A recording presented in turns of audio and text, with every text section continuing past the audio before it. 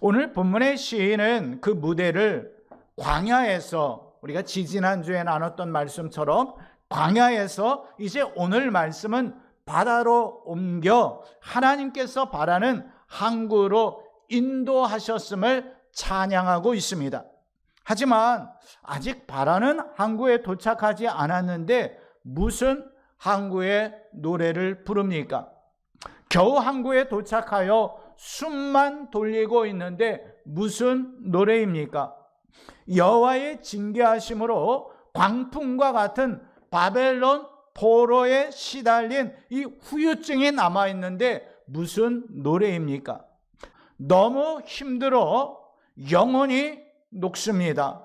쉼을 생각할 수도 없습니다.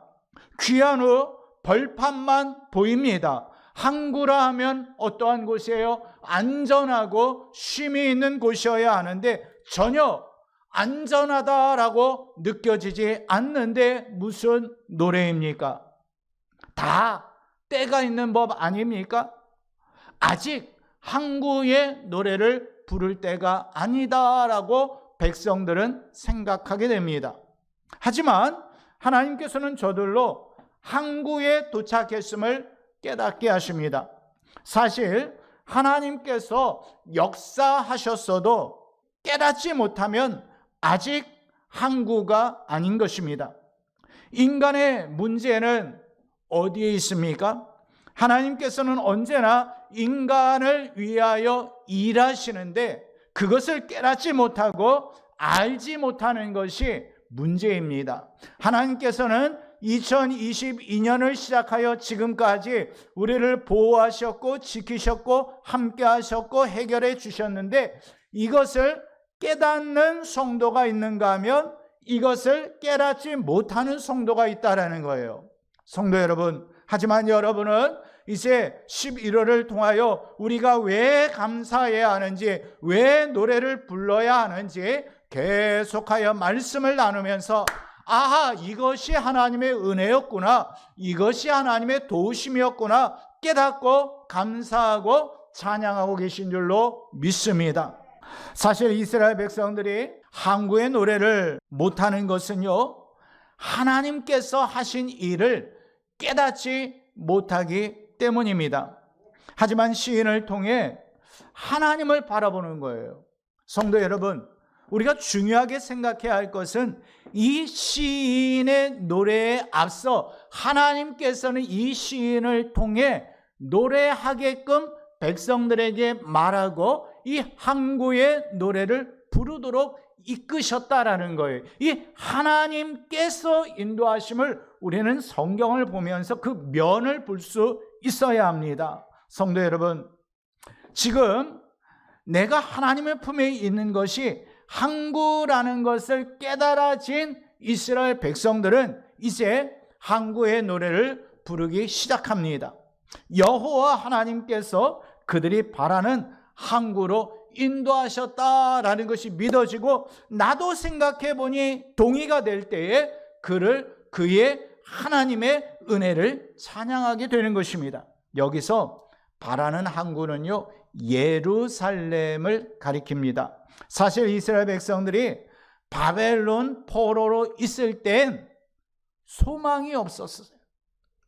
그냥 시키면 시키는 대로, 그냥 주면 주는 대로 먹으면서 이제 포로의 생활을 하고 있었기 때문에 소망, 계획, 어떤 목표, 비전, 꿈 전혀 가질 수 없었습니다. 그 심한 고통에 저들은 이제 부르짖을 수밖에 없었고 이 또한 하나님을 만날 수 있는 은혜였다라는 것을 기억하시기를 바랍니다. 하나님께서는 부르짖는 저들에게 평안함을 허락해 주셨습니다.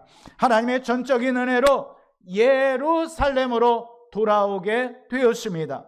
저들이 감사한 마음을 가지고 하나님을 볼 때에 지금 이곳은 눈으로 보여지지 아니하고 변화되어지지 않았지만 영으로 볼 때는 그곳이 항구로 보였던 것입니다.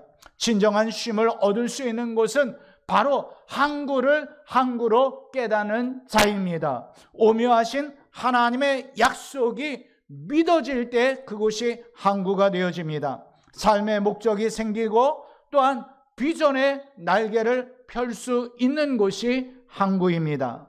저들이 만약에 그 당시 노래를 하였다면 우리의 찬송가 중에 어떤 찬송을 불렀겠습니까? 저는 한번 생각해 보았습니다. 저들이 바벨론 포로에서 돌아왔고 또 시인을 통하여 항구의 노래를 부를 것을 듣는데 이제 감사한 마음으로 그 이야기를 듣다 보니까 아하, 그렇구나. 이곳이 비록 풍족하지는 않지만 이곳이 하나님께서 예배해 놓으신 항구이구나 라는 것을 깨달으면서 지금까지 지내온 것 주의 크신 은혜라 한이 없는 주의 사랑 어찌 이루 말하랴 자나깨나 주의 손이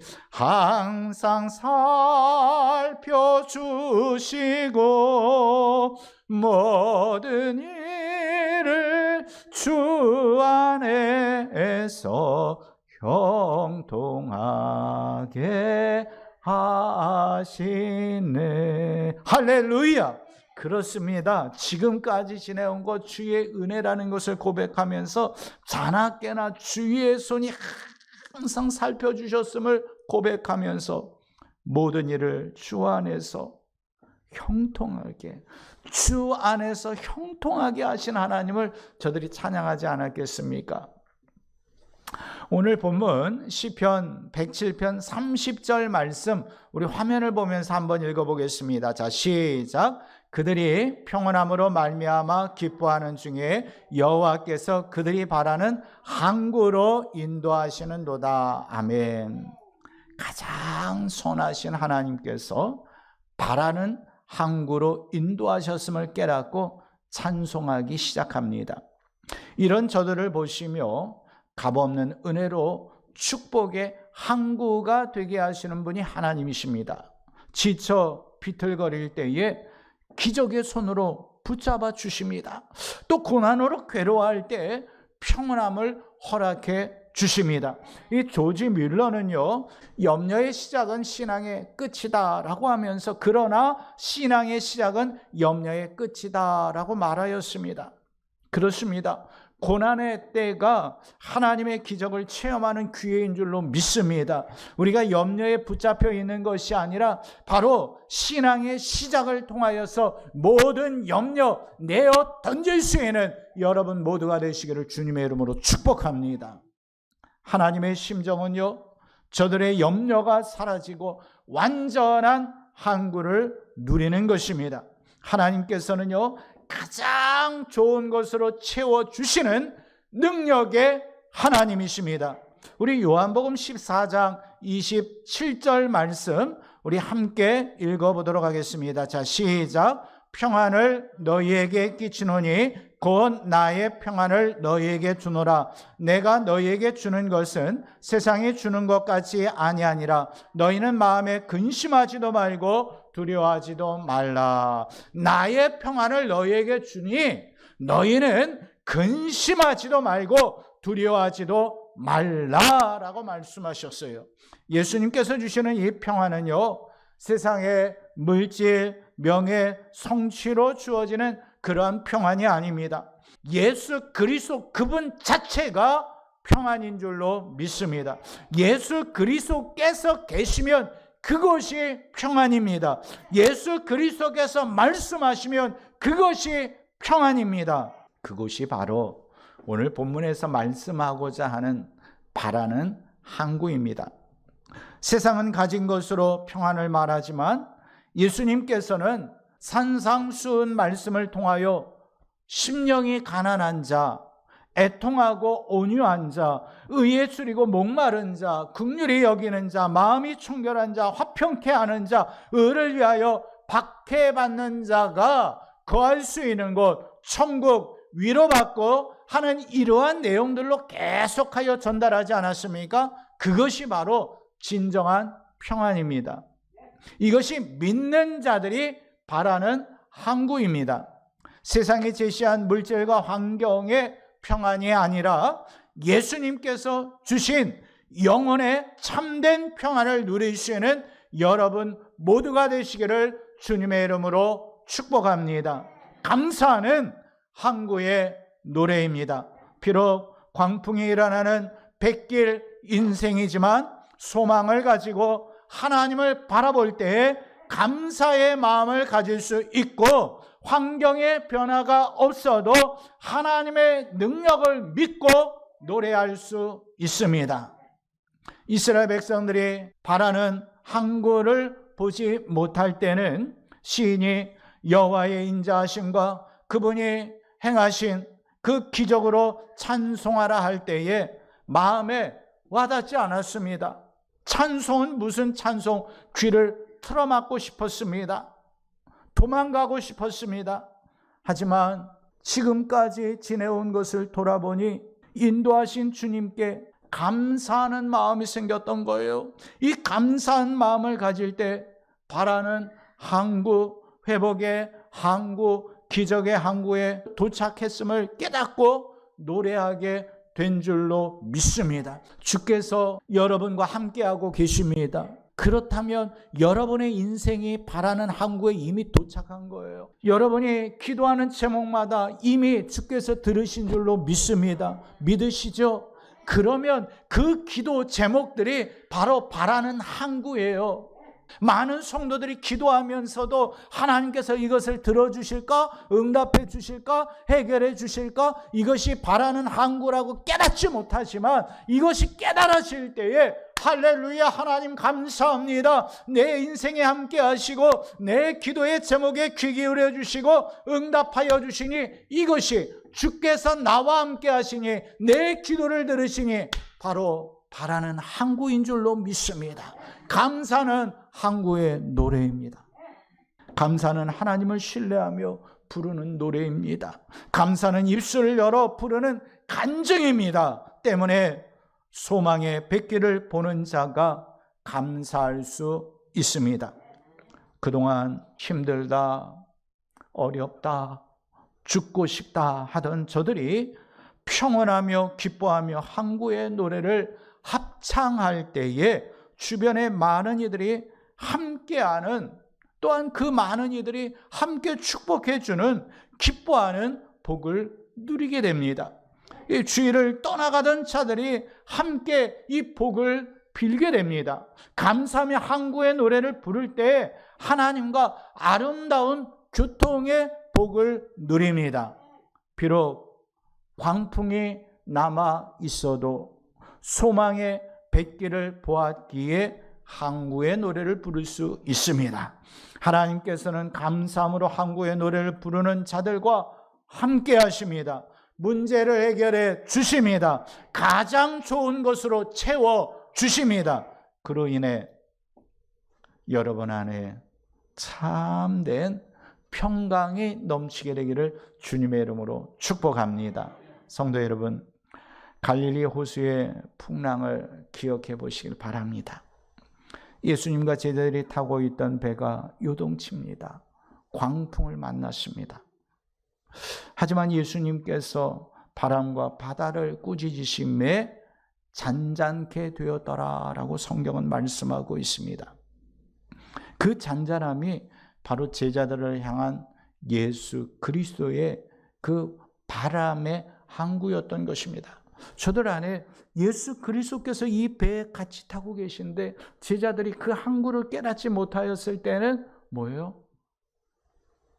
나 죽겠네, 우리 죽겠네, 죽게 되었네, 난리를 쳤지만 예수 그리스도께서 해결자 되심이 깨달아지니 바로 그것이 안전한 항구가 된 줄로 믿습니다.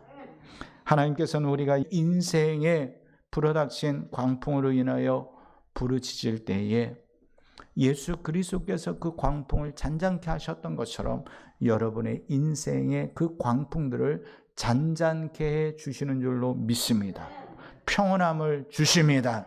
지금 우리의 인생이 주님께서 주신 바라는 항구입니다. 비록 우리 형편을 살필 때 아닌 것 같다 할지라도 해결자 되시는 예수님은 분명 여러분과 함께 하십니다. 그 평온함을 주셨습니다.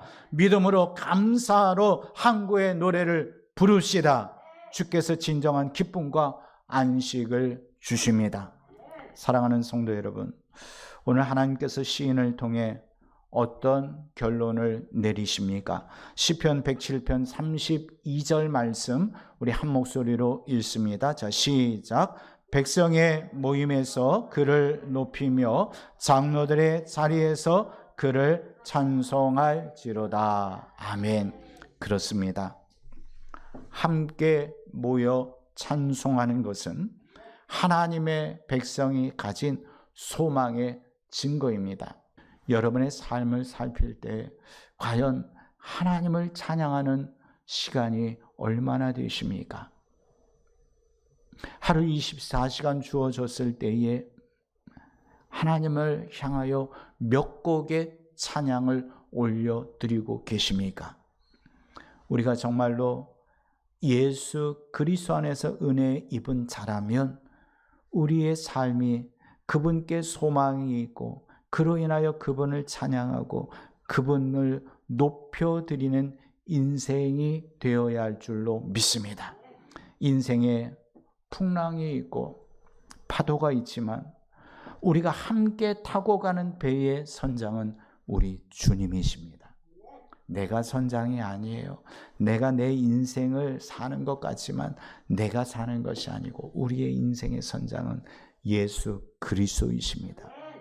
그분께서 계시기 때문에 안전한 항구로, 바라는 항구로 우리는 나아가고 있습니다. 2022년 주님께서 우리의 선장이 되셔서 지금까지 인도하시는 줄을 믿으시기를 바랍니다. 이 소망의 뱃길로 우리를 인도해 주셨어요. 이 남은 한 달 감사하며 항구의 노래를 부릅시다. 이 한 주간도 바라는 항구의 이 평안함을 누릴 수 있는 우리 늘 사랑교회 모든 성도님들이 되시기를 주님의 이름으로 축복합니다. 축복합니다. 우리 함께 기도하겠습니다.